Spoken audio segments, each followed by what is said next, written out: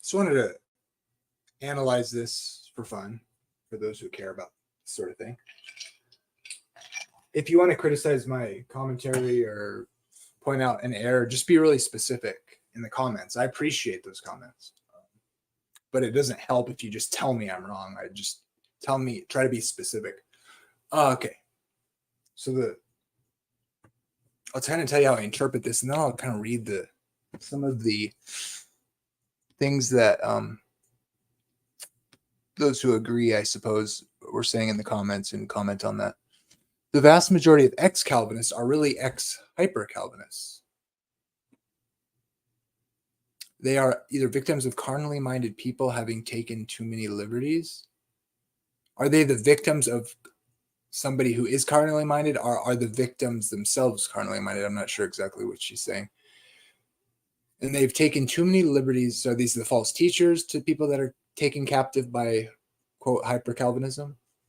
Or are the carnally minded people the victims making this error? I'm not quite sure. They are either victims of carnally minded people having taken too many liberties with Reformed doctrines to make their own logical conclusions from, or they are guilty of doing the same. Okay, so it's both. Realizing the implications of their own conclusion, but not realizing how they got there and overcompensating. So usually hyper-Calvinists are like the ones that take determinism too far, I think. That's what I hear from people like R.C. Sproul and internet Calvinists. Although my best friends are people that I've had the best relationships with that are Calvinist, that are smart, seem to, like, what is hyper-Calvinism? It's like taking the implications to their logical conclusions. I'm not sure. I know rogue Calvinists. So it's like, do you appreciate a Calvinist for being consistent with the implications? Or do you appreciate it when they're not as consistent, but more in line with what you might think as a non-Calvinist the Bible is teaching? I'm not really sure. You can like appreciate people for being consistent when you disagree. At least they're being consistent with what they believe. Or you can say, well, at least they're being inconsistent and not accepting all the implications of what you think is wrong about their theology. So it's just like you gotta love people, I guess, and not tell them they're unregenerate because they don't believe God determines all evil. Okay, so for example, all of this can be avoided if we bring every presupposition into captivity to Christ. I mean, I don't disagree with that. Allowing the Bible to define its own terms, yes. Let the Bible interpret the Bible. Adventists do it better than Calvinists, that's my opinion. And lighting a trash can fire with the presuppositions that are given to us by our culture, when we realize where they come from, even if we love them.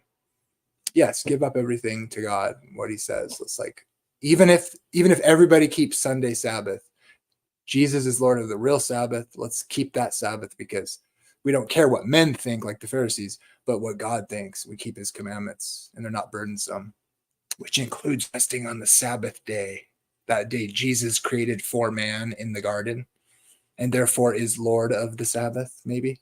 Just a thought. It doesn't help that nearly all Philosophy 101 classes in Christian schools and otherwise are headed by Arminians with a commitment to libertarian free will.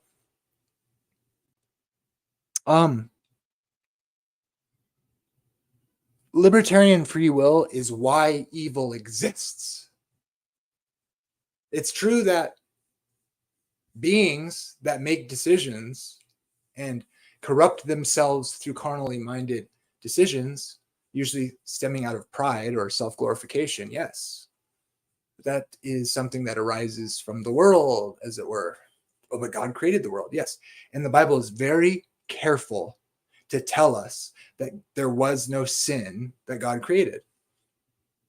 Lucifer, and I don't care what stupid people say because they don't know how to interpret the Bible, Satan was the being in the English translation known as Lucifer. And yes, I understand where the translation of Lucifer comes from. He is that divine being that was created perfect until iniquity was found into him. And he corrupted himself due to his brightness, to his glory, his beauty. By way of his wisdom, he turned it internal and wanted glory for himself. He was created perfect in his ways. The world was good, very good. No corruption, no sin. Until men, now you tell me what caused men to, I would say, worshiping their free will without God was the problem. Pretending like man doesn't have libertarian free will is to say that God instituted sin, and may it never be. So I'll agree with you. Yes, men worshiping their free will and going away from God with it was the problem, yes. But the free will wasn't the problem, or believing that they had it. The fact that they have it is why there is a need for redemption. God didn't decide to redeem and then create sinners. God created perfect things with freedom, which corrupted themselves apart from God. And now God, being long-suffering, is patiently saving those who will surrender to him. He didn't decide who will surrender to them and make it so it couldn't be any other way. That would be to give man an excuse for his rebellion. But no, there is no excuse. See? So this is what Calvinism gets wrong. And it's a it's deeply problematic. And many Calvinists, when you push on this, they realize the problem, and they won't say God determined evil. Look, you got to have libertarian free will, or you make God the author of evil. And the Bible does not teach that. It does not teach that. Get that through your head. It's sick to say otherwise. We don't know the mysteries of God's foreknowledge. And you're not at liberty to overturn what the scripture clearly lays out, which is that God did not institute the evil.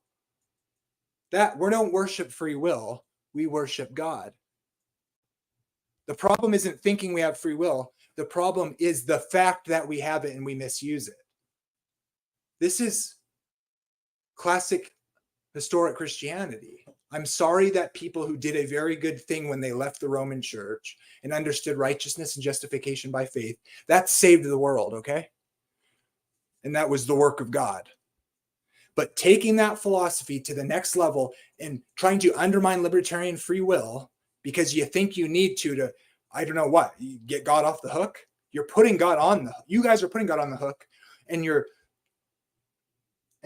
uncertainty and your desire to talk about compatibilism is you trying to get God off the hook for what you can't get God off the hook for on your philosophy. So look, them's the facts, bruh.